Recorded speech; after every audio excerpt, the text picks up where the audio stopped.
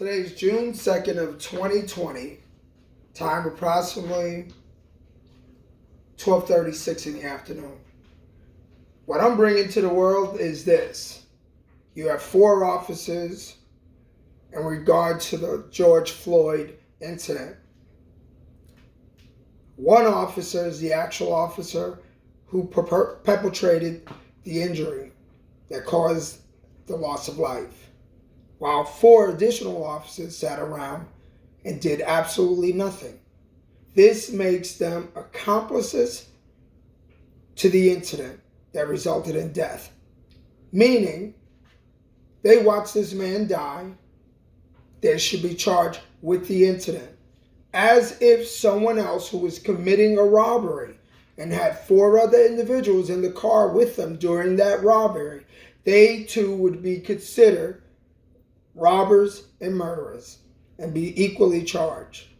Just as in someone who goes to rob a bank and has 4 other individuals with them, but only one of the robbers has a gun. All 4 of the robbers will be equally charged with capital robbery that resulted in death. Capital murder resulting in death. Should someone have died in that incident? Someone died in this incident. There was 5 officers there. None of the 4 officers did anything to prevent that from happening. They did not act as police officers when they saw one of their own committing the act of murder or using a restraining hold that was banned by the Academy. And in this case, it's long been banned by the Academy. So what do? Why does it take months and years to figure out these types of cases? Why? Because we have bureaucratic bullshit going on. If somebody is dying and you have a resuscitating apparatus, you don't just watch them dying. You go in your bag, quickly pull out the apparatus, and you begin life-saving techniques in hopes of bringing them back to life immediately. In this case, you see an officer pinning someone down. They're losing touch with reality. They can't breathe. You kick the officer off of him, drag the officer off of him, restrain the officer. None of this happened.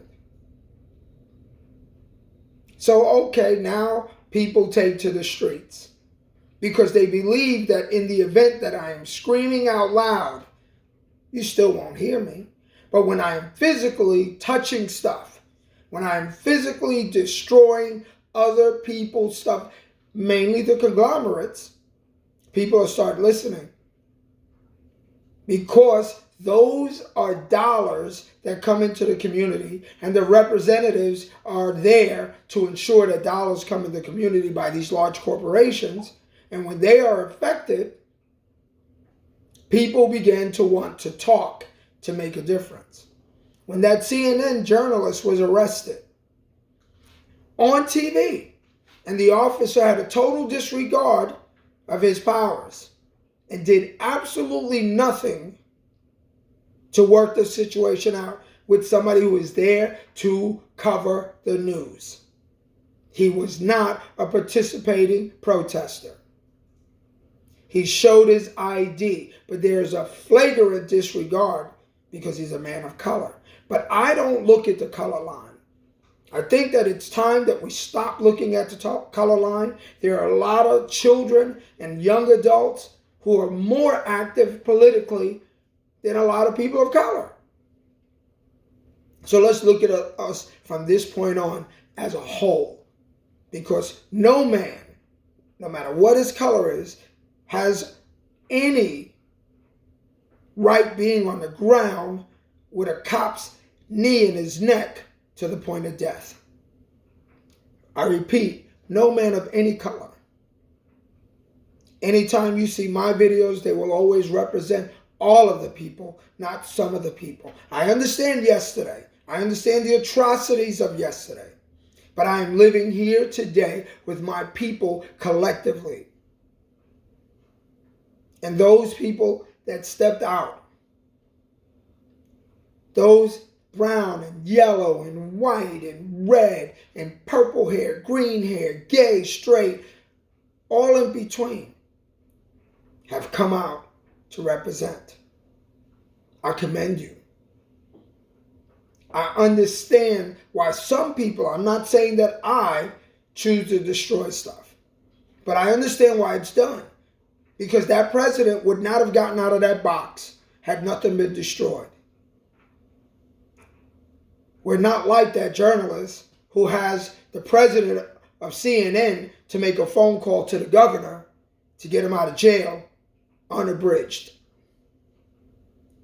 We don't have that get out of jail free card.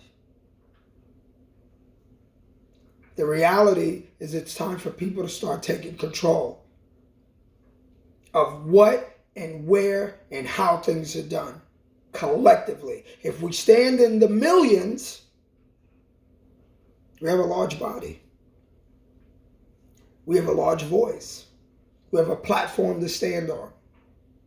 But if we do the lottery syndrome, everybody become rich independently, where do you go? You have one person. Nothing can be done about that one person. If we all put our money together and gave $1, just $1 to a fund, we can eradicate a problem. Just $1. We can eradicate a problem systematically. We do not like police officers that are violent. Become a police officer. You don't like the politicians that are in place? Become a politician. But you have to understand that when we become these people, when we put on those suits and those shields, things around us will dictate who we become and who we transform into. We have to make our young children real today. We have to give them the tools that are meaningful to allow them to go out into society and be productive. We can't dream for them. We have to create dreams that turn into reality. We can't hope that police don't put their foots in our neck. We have to create some circumstances that keeps us out of the police hands. We have to be responsible for ourselves. But we also have to be responsible for our inactions, for our failure to vote, for our failure to get out there and vote. Let's look at it in totality, how many people vote. We have some 372 million people here, including the unaccounted. How many of those people actually get out to the voting poll? Not even 20%. So now you have 80% inactive.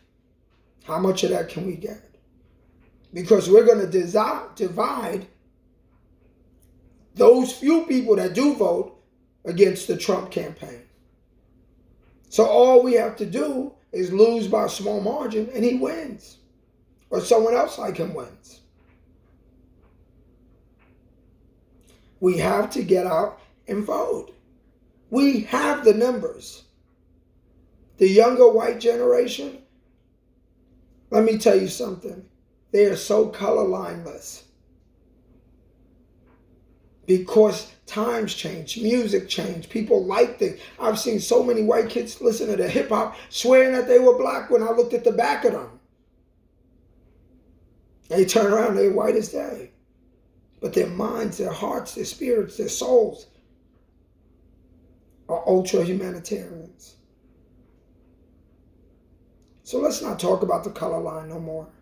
Any man on the ground with a cop's knee in his neck to the point that results in his death is bad.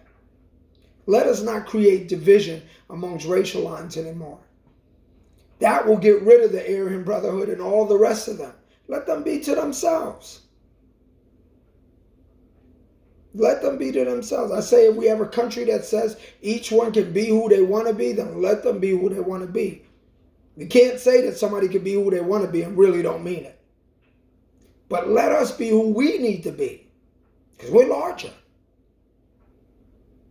Let us stop dividing ourselves. Let us focus on George Floyd's incident. And let us figure out a way to get around this so cops like him get off the force.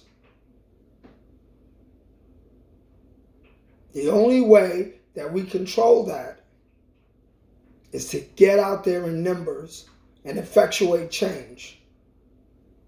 We got a lot of students in college that are out there in the marches. Go get that badge.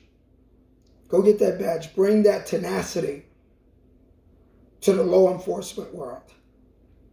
Hold your allegiance to what you believe in, and change will be made.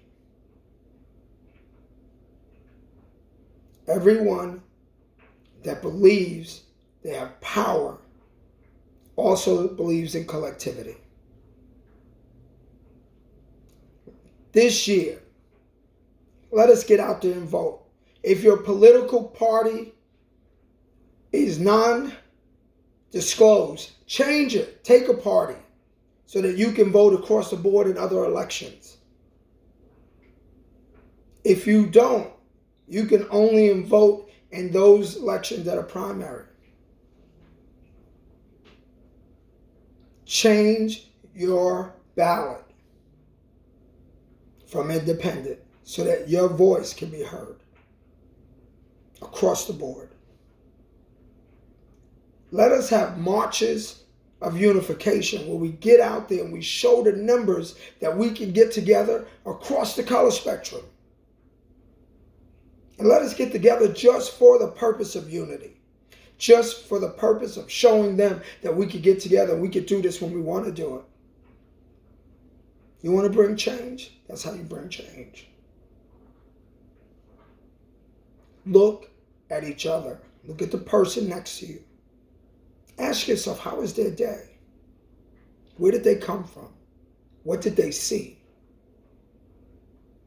And in the event that something bad happened, who would you notify? Accountability, participation, and effort is what's needed to make change. But more so than any of those things, we have to unify. We have to understand that a loud voice consists of many minds in a pool. I dare you to put your mind in one pool collectively.